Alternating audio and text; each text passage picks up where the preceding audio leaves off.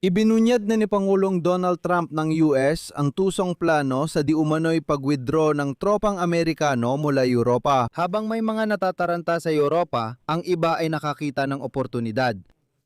Matapos ang desisyon ni Trump na i-withdraw ang mga tropa mula Alemanya, inaasahan ng mga kaalyado ng US sa Europa ang panibagong desisyon niya tungkol sa mga tropa no Amerikano sa Europa. Kabilang sa mga posibleng senaryo ang pagbabawas ng kontingenteng militar sa Italia at Espanya.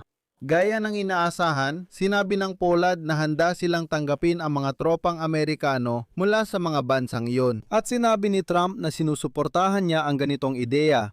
Ito ang bagay na napag-usapan na natin noon.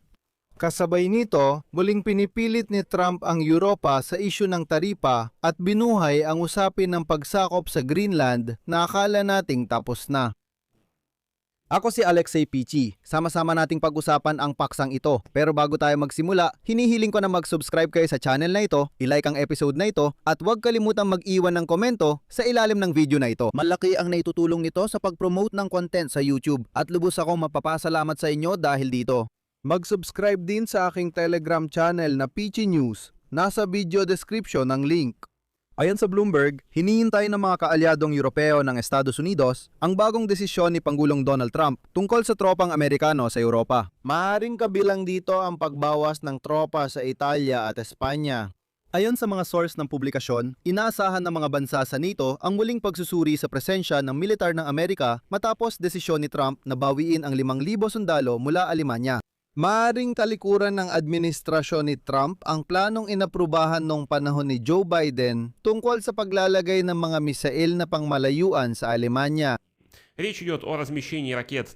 Mga misail na Hawk na nakatutok sa Moscow na inihayag ni Joe Biden sa kanyang desisyon noong 2024 kasabay ng paglipat ni Vladimir Putin ng mga tactical na misail na nuklear sa Belarus. Ayon sa Bloomberg, tinatalakay din ng NATO ang ibang posibleng senaryo. Partikular dito ang pagbabawas ng partisipasyon ng Estados Unidos sa mga ehersisyong militar sa Europa at ang paglipat ng ilang puwersa mula sa mga bansang itinuturing ng Washington na di gaanong tapat tungo sa mga kaalyadong mas malapit sa kasalukuyang administrasyon. Dito nagsisimula ang pinakakapanapanabik. At kung matagal ka nang nakasubscribe sa YouTube channel na ito, alam mo na ang lihim na bahagi ng plano ng Estados Unidos sa paglilipat ng mga tropa sa loob ng Europa. At 1 linggo o 2 linggo pa lang ang nakalipas, sinabi ko na ang balita tungkol sa pag-withdraw ni Trump ng mga tropa mula sa Alemanya ay hindi dapat magdulot sa atin ng panik. Sa halip, maganda itong hakbang dahil lilipat mula Alemanya ang mga tropa sa silangang panig. Ang Polonya ay isa sa mga bansang maaring tumanggap ng mas maraming presensya ng Amerikano. Madalas ipahayag ng Warsaw ang kahandaang tumanggap ng mas maraming sundalong Amerikano at sandatang nuklear. Tumanggi ang Pentagon magkomento sa ulat ng Bloomberg habang itinuro naman ng White House ang media sa pahayag ni kalihim ng Estado ng Amerika na si Marco Rubio. At si Marco Rubio naman, matapos ang kanyang pagbisita sa Italia, ay nagbigay ng sumusunod na pahayag. Kung isa sa mga pangunahing dahilan kung bakit ang Amerika ay nasa NATO ay dahil sa mga tropang nakatalaga sa Europa na maaari sana nating ilipat sa iba pang mga emerhensya. Ngunit ngayon, hindi na ganoon ang sitwasyon. Kahit papaano pagdating sa ilang miyembro ng NATO, ito ay isang problema at kailangan itong pag-usapan. Sa ngayon, nasa 85,000 sundalong Amerikano ang nakatalaga sa Europa. At sa kabila ng mga pangamba ng mga kaalyado, naniniwala ang ilang diplomat ng NATO na maaring limitado ang kakayahan ni Trump na magpatupad ng malawakang pagbabawas ng tropa ng Kongreso ng Estados Unidos at estratehikong interes ng Washington sa Europa. Noong katapusan ng nakaraang taon, nagpasa ng batas ang Kongreso na pinirmahan ni Trump na nagsasaad na walang sinuman sa Estados Unidos ng Amerika, kabilang ang presidente, ang may karapatang bawasan ang bilang ng tropang Amerikano sa Europa sa ibaba ng 76,000 sundalo. Kaya hanggang 9,000 sundalo lang ang maaring galawin ni Trump. Ngunit, lumabas na ang 5,000 sundalong Amerikano mula Alemanya ay hindi uwi sa Amerika. Handa ang Poland tumanggap ng dagdag na tropang Amerikano matapos ipahiwatig ng presidente ng Estados Unidos ang posibleng paglilipat mula Alemanya. Sinabi ng ministro ng depensa ng Poland na si Władysław Kosiniak-Kamysz na handang palakasin ng Warsaw ang silangang panig ng NATO sa pamamagitan ng dagdag na presensya ng sundalong Amerikano. Ayon sa ministro, nananatiling pundasyon ng seguridad ng bansa ang alyansa ng Poland at Estados Unidos.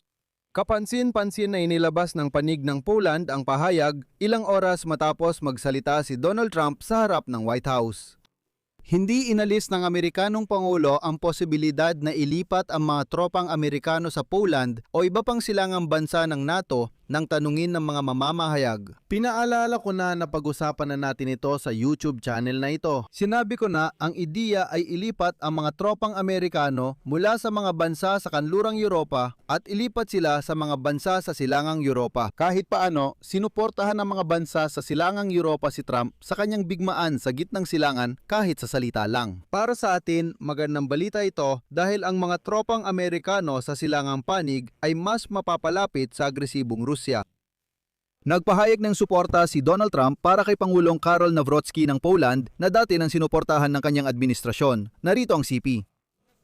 Maganda ang relasyon ko sa Poland at sa Pangulo. Sinuportahan ko siya at nanalo siya. Isa siyang kahangahangang mandirigma at tao at gusto ko siya. Posible ito, ang tinutukoy ay ang pagpapadala ng tropa. Sa ngayon, may nasa 10,000 sundalong Amerikano sa Poland. At sa gitna ng bigmaan ng Federasyong Ruso laban sa Ukraine at ng pagdami ng presensyang militar ng Russia sa Belarus, aktibong pinapataas ng Warsaw ang kanilang gastusin sa depensa. Kaya naman sa Poland, ililipat ang mga tropang Amerikano. Magiging problema lang ito sa mga kaalyado sa kanlurang Europa, pero para sa silangang panig, mas mabuti pa ito. Mas lalapit ang hukbong Amerikano sa Rusya na nagbabanta ng digmaan sa Europa. Gayunpaman, si Trump ay patuloy pa rin sa kanyang agresyon laban sa Europa. Ang gobernador ng Louisiana at na siya ring espesyal na kinatawan ni Donald Trump para sa Greenland ay unang beses na bibisita sa island ng Denmark. Dahil dito, naging mainit ulit ang usapan tungkol sa okupasyon ng Greenland. Inaasahan ang pagbisita sa katapusan ng Mayo at ngayon, plano ni Landry na dumalo sa Future Greenland Business Conference sa Nuuk para kumbinsihin ang mga lokal na negosyante na tumutok sa Estados Unidos ng Amerika. Ibig sabihin, nagpasya silang, alam mo na, magsagawa ng ganitong uri ng ekonomikong pagpapalawak.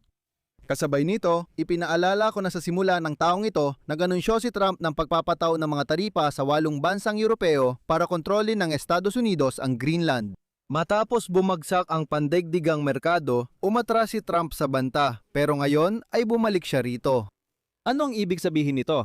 Kamakailan, binigyan ni Pangulong Donald Trump ng US ang Unyong Europeo ng palugit hanggang Hulyo 4 para ratipikahan ang bilateral na kasunduang pangkalakalan at nagbanta ng malaking pantaas ng mga taripa kung hindi ito gagawin.